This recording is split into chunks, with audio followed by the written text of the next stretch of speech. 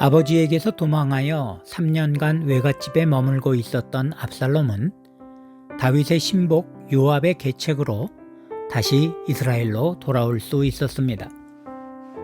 하지만 다윗은 압살롬의 얼굴을 보지 않기로 결심했죠. 단순히 그가 미웠기 때문이 아닐 겁니다.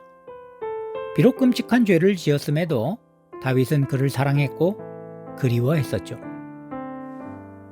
다윗이 이렇게 모질게 압살롬을 대한 것은 아마도 자기 나름의 원칙과 자녀 교육의 원리가 작동했기 때문일 겁니다. 하지만 이것이 하나님의 법칙과 원리에 비추어서도 그대로 적용된다면야 아무런 문제가 없겠지만, 만약 그렇지 않다면, 그래서 자기의 원리를 하나님의 법칙보다 더 중요하게 여긴다면 그걸 바로 완고함이라고 하는 겁니다. 다윗은 자기 스스로 쳐놓은 완고함이라는 덫에 이미 걸려들고 만 것이죠. 그래서 결국 압살롬을 용서하였습니다만 이미 가혹한 외로움과 매몰찬 격리의 시간을 통해 압살롬이 큰 상처를 받고 난 다음이었던 것 같습니다. 아마도 이 일로 압살롬은 아버지가 얼마나 완고한 사람인지를 확실히 보게 되었을 테죠. 그래서 그 완고한 아버지에게서 탈출할 방법을 찾아낸 것이 바로 반란이었던 것 같습니다.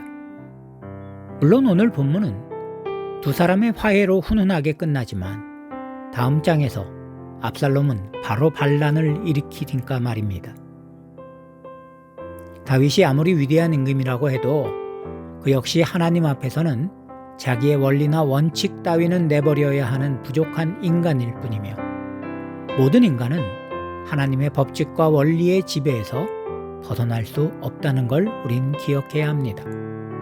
그러므로 내가 세운 원칙이 하나님의 법칙을 따르고 있는지 우린 항상 스스로를 살펴야 합니다. 나의 완고함이 가져온 문제는 없습니까?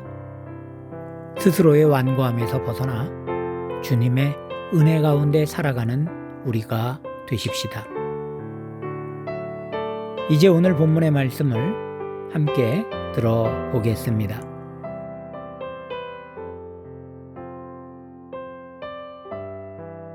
(14장) 수르야의 아들 요압이 왕의 마음이 압살롬에게로 향하는 줄 알고 드고아의 사람을 보내 거기서 지혜로운 여인 하나를 데려다가 그에게 이르되, 청하건대 너는 상주가 된 것처럼 상복을 입고 기름을 바르지 말고 죽은 사람을 위하여 오래 슬퍼하는 여인같이 하고 왕께 들어가서 그에게 이러이러하게 말하라고 요압이 그의 입에 할 말을 넣어주니라.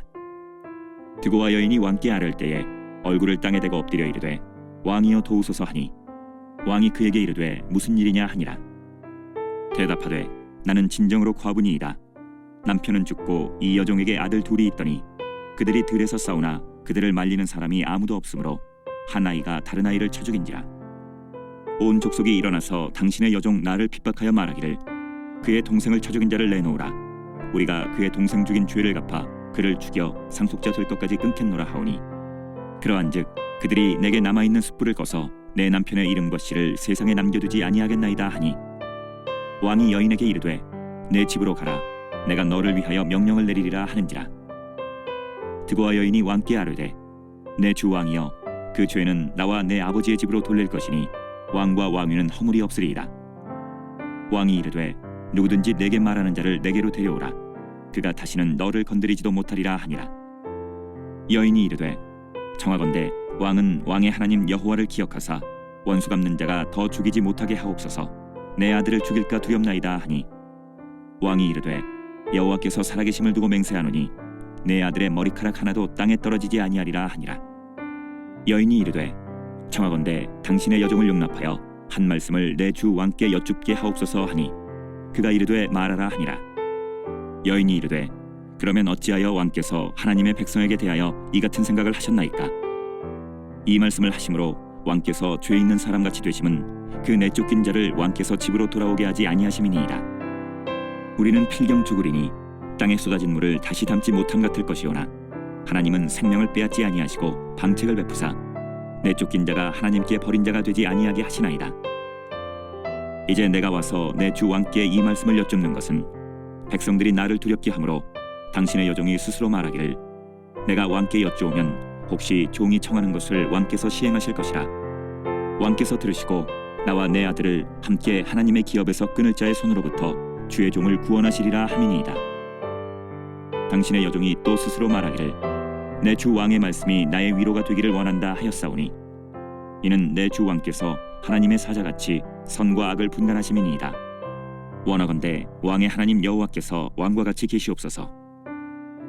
왕이 그 여인에게 대답하여 이르되 바라노니 내가 내게 묻는 것을 내게 숨기지 말라. 여인이 이르되 내 주 왕은 말씀하옵소서. 왕이 이르되 이 모든 일에 요압이 너와 함께 하였느냐 하니 여인이 대답하여 이르되 내 주 왕의 살아계심을 두고 맹세하옵나니 내 주 왕의 말씀을 좌로나 우로나 옮길 자가 없으리이다. 왕의 종 요압이 내게 명령하였고 그가 이 모든 말을 왕의 여종의 입에 넣어주었사오니 이는 왕의 종 요압이 이 일의 형편을 바꾸려 하여 이렇게 함이니이다. 내 주 왕의 지혜는 하나님의 사자의 지혜와 같아서 땅에 있는 일을 다 아시나이다 하니라. 왕이 요압에게 이르되 내가 이 일을 허락하였으니 가서 청년 압살롬을 데려오라 하니라. 요압이 땅에 엎드려 절하고 왕을 위하여 복을 빌고 요압이 이르되 내 주 왕이여 종의 구함을 왕이 허락하시니 종이 왕 앞에서 은혜 입은 줄을 오늘 아나이다 하고 요압이 일어나 그술로 가서 압살롬을 데리고 예루살렘으로 오니 왕이 이르되 그를 그의 집으로 물러가게 하여 내 얼굴을 볼 수 없게 하라 하매 압살롬이 자기 집으로 돌아가고 왕의 얼굴을 보지 못하니라. 온 이스라엘 가운데에서 압살롬같이 아름다움으로 크게 칭찬받는 자가 없었으니 그는 발바닥부터 정수리까지 흠이 없음이라. 그의 머리털이 무거움으로 연말마다 깎았으며 그의 머리털을 깎을 때에 그것을 달아본즉 그의 머리털이 왕의 저울로 200세겔이었더라. 압살롬이 아들 셋과 딸 하나를 낳았는데 딸의 이름은 다말이라. 그는 얼굴이 아름다운 여자더라. 압살롬이 이태 동안 예루살렘에 있으되 왕의 얼굴을 보지 못하였으므로 압살롬이 요압을 왕께 보내려 하여 압살롬이 요압에게 사람을 보내 부르되 그에게 오지 아니하고 또다시 그에게 보내되 오지 아니하는지라. 압살롬이 자기의 종들에게 이르되 보라 요압의 밭이 내 밭 근처에 있고 거기 보리가 있으니 가서 불을 지르라 하니라.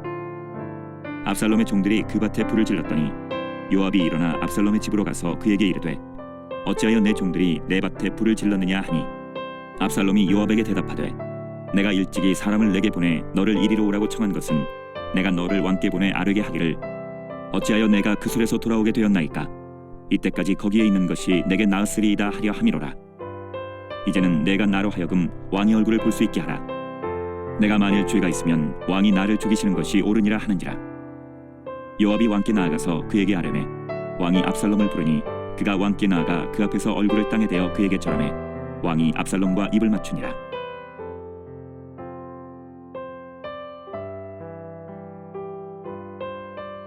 오늘 우리가 드릴 기도의 제목입니다.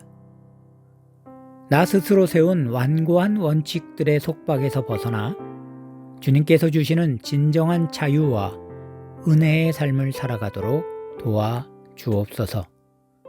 이런 기도의 제목으로 우리 모두 마음을 모아서 함께 기도드립시다.